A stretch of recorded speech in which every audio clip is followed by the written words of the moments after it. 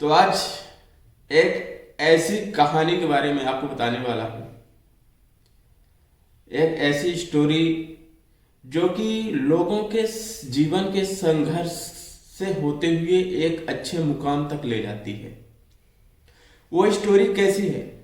वो स्टोरी के जो है जिसके ऊपर आधारित है, वो एक उसकी बुक भी पब्लिश हुई, 12th फेल।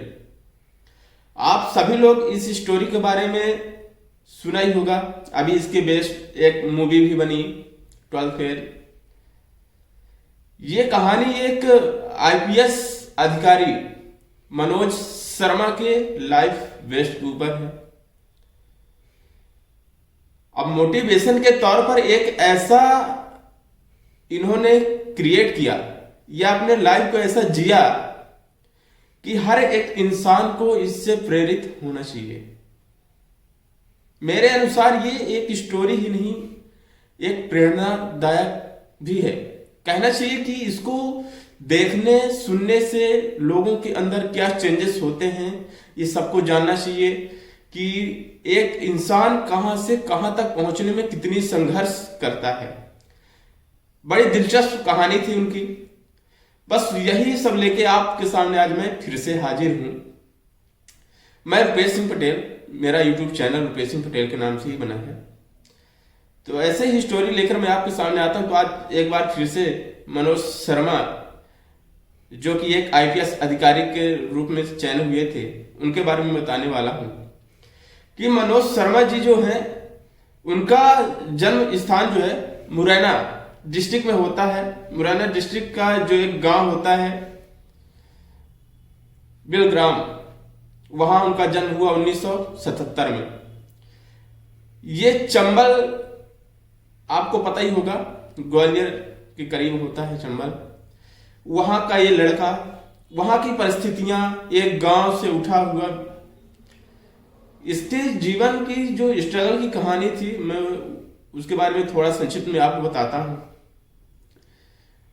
ऐसा गांव कि जहां किसी को पढ़ने के लिए या पास होने के लिए चीटिंग की जरूरत होती थी। चीटिंग मतलब नकल।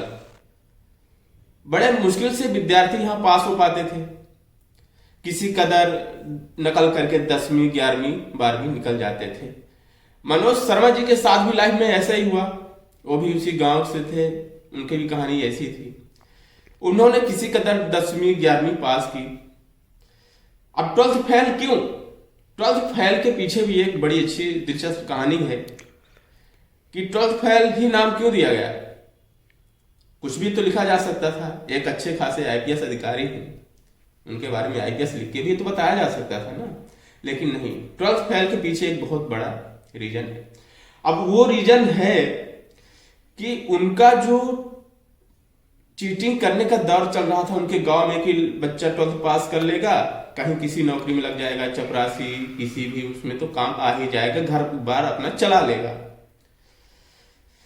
इनका भी ऐसा ही था, 12th पास करना चाहते थे। लेकिन उसी समय एक जो नियुक्त अधिकारी आए थे, एसडीएम, उस साल वो स्कूल पे पहुंचते हैं जब बोर्ड परीक्षा चालू होती है, और वो नकल बंद करा देते हैं। अब उसी परीक्षा में शामिल मनोज शर्मा जी फेल हो जाते हैं। कहानी 12th फेल की यहीं से थी। फेल हो जाते हैं, लेकिन उनके मन में एक ये जागता है कि नहीं, मेरे को पास तो करना है। उन्हें जो प्रेरणा मिली, उनके गांव आए चिकर जो एसडीएम थे, एसडीएम से। एसडीएम की नियत साफ और उनका जज्बा देख के मनोज कुमार जी के मन में एक विचार आता है, क्योंकि उनके घर की कहानी भी कुछ ऐसी ही थी कि उनके जो पिताजी थे एक किसान विभाग में कर्मचारी थे, जो कि ईमानदारी से काम कर रहे थे। वो भी ईमानदारी से जूझ रहे थे, ईमानदारी के खिलाफ लड़ाई लड़ रहे थे। मनोज भी उसी परिवार से थे। स्वाभाविक सी बात है, अपने पिता के मार्गदर्शन के हिसाब से चलना चाहते थे। उन्होंने भी मन में ठाना कि मैं भी कुछ ऐसा करूंगा कि एक न एक दिन मेरे को भी ईमानदारी से लड़ना है और अच्छे मुकाम पे पहुंचना है। उन्होंने संघर्ष जिया। 12th पास की किसी कदर अपने दम पे फर्स्ट रैंक तो नहीं आई, क्या सोचा बीए किया उन्होंने। बीए के साथ साथ उन्होंने ग्वालियर गए। ग्वालियर जाने के बाद उनका एक किसी ऐसे व्यक्ति से कनेक्ट होते हैं जिससे पता चलता है कि यार अगर आपको यूपीएससी की तैयारी करना है तो उसके लिए तो दिल्ली निकलना पड़ेगा। दिल्ली जैसे सिटी में ही आप रह के कुछ अच्छा मुकाम पा सकते हो। उन्होंने दिल्ली जाने का सोचा और दिल्ली गए भी। वहां जाकर उनके स्ट्रगल की कहानी तो आपने सुनी होगी। घर से इतने बहुत ज्यादा अमीर नहीं थे, कहना चाहिए गरीब फैमिली से बिलोंग करते थे, और वहां गए। वहां जाने के बाद उनकी स्ट्रगल की लाइफ एक अलग मोड़ ले ली, क्योंकि घर में भी इतना पैसा नहीं था। एक किसी कदर घर में जुगाड़ चला के काम चलाते थे। तो इन्होंने दिल्ली गया और वहां काम करने के लिए इन्होंने एक लाइब्रेरी ली। लाइब्रेरी में रहे, वहीं साफ सफाई का काम, रद्दी बेचने का काम। इससे भी उनका खर्चा जो है बहुत नहीं चल पाता था। तो उन्होंने कई जगह ऐसे बड़े बड़े फ्लैट लिए, कुत्ते घुमाने का काम भी साथ में किया।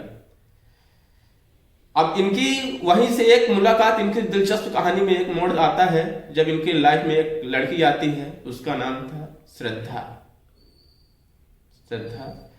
श्रद्धा नाम की लड़की इनके लाइफ में एंट्री करती है और उससे भी इनके जीवन में बहुत बदलाव हुए, क्योंकि उन्होंने उसके साथ एक रह के एक लाइफ को आगे बढ़ाने के बहुत बड़ा योगदान दिया, प्रेरणा मिली। तो इनके लाइफ की ऐसी स्ट्रगल चलती रही। इन्होंने 4th अटेम्प्ट यूपीएससी के दिए, जिसमें से चौथे अटेम्प्ट में इनका 121वीं रैंक लगी, जो कि इनके लिए एक बहुत बड़ी उपलब्धि थी। इन्होंने दृष्टि आईएएस से कोचिंग की। विकास दिव्य कीर्ति को आप तो जानते ही होंगे, अगर देखे होंगे तो, सुने होंगे तो। दोनों मिले। श्रद्धा एक ऐसी फैमिली से बिलोंग करती थी जिसके पेरेंट्स दोनों माता पिता टीचर्स थे और वो पढ़ने में अव्वल नंबर की थी, मतलब टॉप रैंकिंग में आती थी उनकी पढ़ाई। वो भी जो है पीसीएस का एग्जाम दी और आईआरएस अभी नियुक्त हैं वो भी महाराष्ट्र में। उन्होंने तो पहले अटेम्प्ट में ही अपना क्लियर कर लिया था, लेकिन मनोज शर्मा जी की कहानी अभी भी चल रही थी। उन्होंने अटेम्प्ट पे अटेम्प्ट दिया और चौथे अटेम्प्ट में उन्होंने क्रॉस भी कर लिया।